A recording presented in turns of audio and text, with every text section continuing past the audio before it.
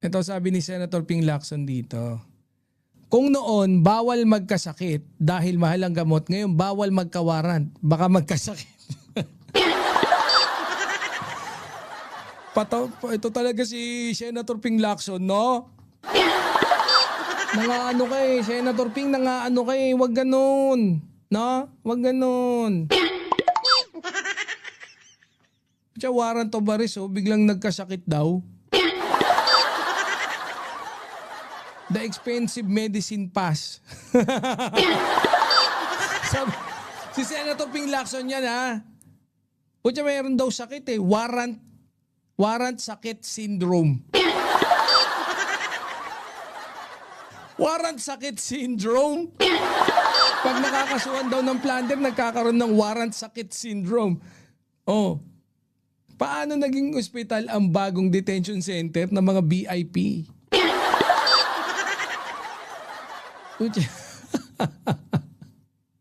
Bagong detention center ng mga VIP.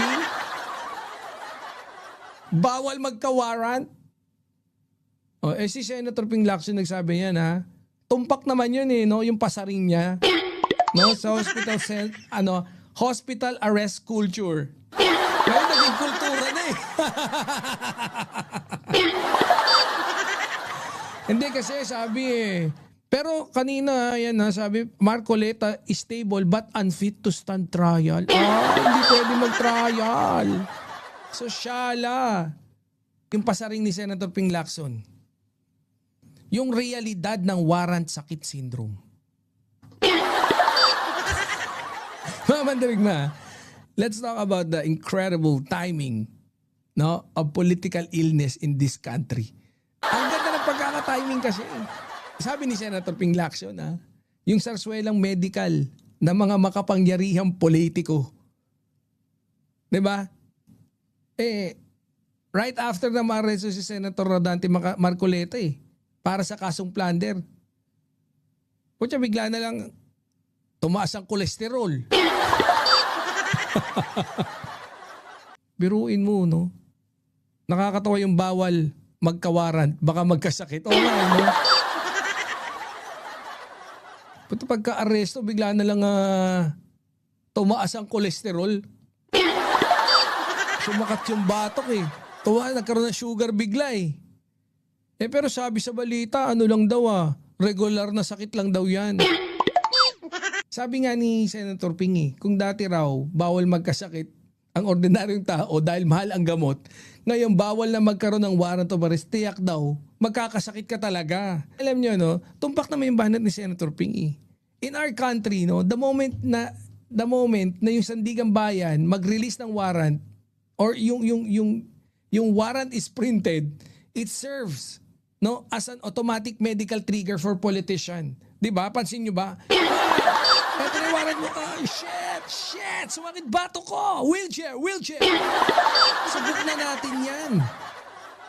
Jay Sonsa, Jinggoy Estrada, Ramon Revilla,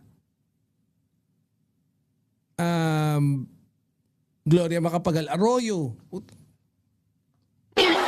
Lahat yan. Marcoleta. Kaya tumpak na may sinabi ni Senator Ping, walang papalag. 'Di ba? Dali siya eh. Kundi ba naman kasi tatanga-tanga eh. Kung sabi ka pumunta ng Sandigang Bayan, magpa-file ng motion, no? Nagbigay pa siya ng ambush interview. Ang claim niya, he was ready to face the law. Pero nung tinanggihan ng kanyang apila at dinala din siya doon sa Camp Crame para sa booking, biglang sumakit yung dibdib, tumaas yung blood pressure, kumulo daw yung dugo. Sibuloan pa. Di ba, Boss Desert Spring? Kasi alam niyo, yung ganyan may mga historical pattern na pagdating sa politika, di ba? Yun naman talaga yung historical context natin eh. Hindi naman yan yung unang pagkakataon na nakakita tayo ng ganitong uri ng localized health crisis. Sa kasaysayan ng Philippine justice system, puno ng mga VIP suspects na biglang nangangailangan ng wheelchair, nangangailangan ng neck brace, hospital bed. 'Di ba? Tuwing dumarating yung warrant, dapat sanay na kayo. Masanay na tayo diyan. Naalala niyo yung si Senator Jinggoy, 'di ba? Si Senator Bong Revilla. Si Bonoan. Nakakulong din. Saan ba sila nakakulong ngayon? New City Jail? Diba sa Payatas, diba? Doon yung mga dinadala pagka yung mga flood control funds. Pagka na-aresto, may sumasakit. Sumasakit yung tuhod, bumabagsak na katawan, putya biglang medical yung rason. Sa kasaysayan ng mga lawyer, si Marcoleta lang ang napakulong ang sarili. Siya mismo ang ebidensya. Correct! Tama. I agree. I agree kay Boss Okinayo. Tama. So,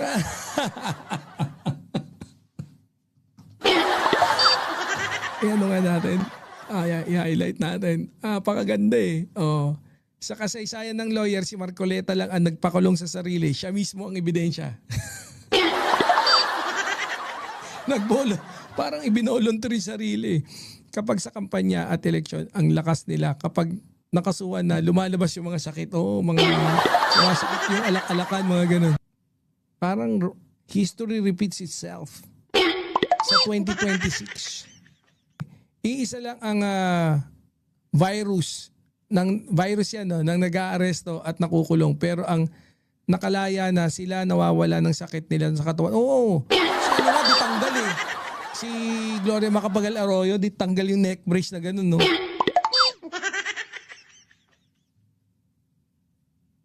Diba? Hindi, kasi pinatunayan ng mga doktor eh, ng PNP General Hospital na si Marco Betts ay high in cholesterol. Meron siyang high cholesterol.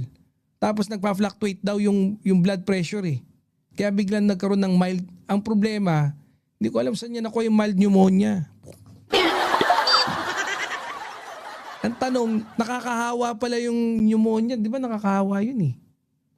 Puta, pero binisita ni Robin, no? Tsaka ni Robin, ni Sarah, ni Katunying. Yan ang tatak DDS, ipinagyayabang ang mga masamang gawain. Puta, bigla nag-fluctuate yung blood pressure, no? Pero naging tradisyon na ba sa Pilipinas na yung unang stopover ng isang VIP plunder na suspect ay yung air-conditioned hospital room sa halip na rehas ng Quezon City Jail?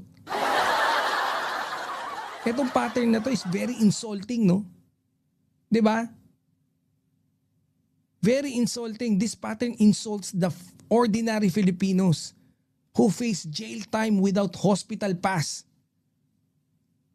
Putya kayo, jackpot. Puta, lalaki na ninakaw nyo. Putya, meron pa kayong hospital passes. The plunder reality, 75 million pesos question. Mga tropa pips. Tingnan niyo yung actual route. No, yung actual root cause ng ng warrant na 'yan. Dahil yung kinakaharap ni Marcoleta, hindi biro Ito ay isang non-bailable plunder charge. Pascachi, si Boss Pascachi, yung neck problem ni Marcoleta, madaming meron nun. Ako nga meron din nun because of car accident, pero di ako nagiging disabled. Wala sa posture ni Marcoleta ang severe condition. Correct nga, no? Mukha naman siyang okay. Talagang yung mukha lang niya medyo guhit-guhit na. Hospital worker ako. Kapag ang isang patient ay positive for pneumonia, bacteria, strictly na ang visitors ng patients. Oo nga, no? No, kita nyo? Non-bailable yan, charge na yan. Yung Office of Ombudsman Di ba sila yung nag-file ng plunder case? Because Marcoleta admitted on his own television program that he received 75 million in campaign contribution. Kanino? Kay Mike Defensor tsaka dun sa dalawang businessman. Kawawa naman yung dalawa, yung tatlo. Nag-donate na, putyang ina nakulong pa. Ngayon na nag-donate ka na, nakulong ka pa? Anong klaseng kagaguhan yan? Putyang hindi ka pa tumambling. Or sana tumambling ka na sa building. Mas malaki pa yung chance mo mabuhay. Eh dito kay Marcoleta, pag tinulungan mo, makukulong ka pa eh. Ang problema, no, hindi niya to diniklara kasi sa kanyang statement of contribution and expenditure sa SOSE. Ganon din sa Salin. Diba? Dahil lumampas eh. Sa 50 million yung threshold ng threshold nung plunder, shoot ka. Kaya si di ba sabi na nga ni Sal Panelo kaya ka pinangangaralan ni Sal Panelo Sabi ni Boss Carl Alejo, pag nahatulan si Sayad, ano naman kaya magiging sakit niya? Excited na kayo. Hindi, ngayon sa tingin ko makakita tayo ng strain jacket, no? Gagawin ko siya. Yun ang maganda ron, di ba? When you are facing a multi-million plunder charge, your physical survival instinct, no? Para nagmamaterialize as medical symptoms. Yan yung nangyayari ngayon no? Pucha, nagiging Sabi po siya, eto na, may case na ako. Taren! Pucha, tumakas na mo. Wala na tayong magagawa dyan. Sa tingin ko, shoot naman talaga Shoot yung mga pinagsasabi ni Senator Pampilo Lacson. Diba? Kaya, for me, no, yung matalas na pasaring ni Senator Ping Lacson, no, ay sumasalamin sa galit at pagod ng taong bayan. No, sa paulit-ulit na warrant sakit, script ng mga politiko. Oh yan, bad trip talaga yan.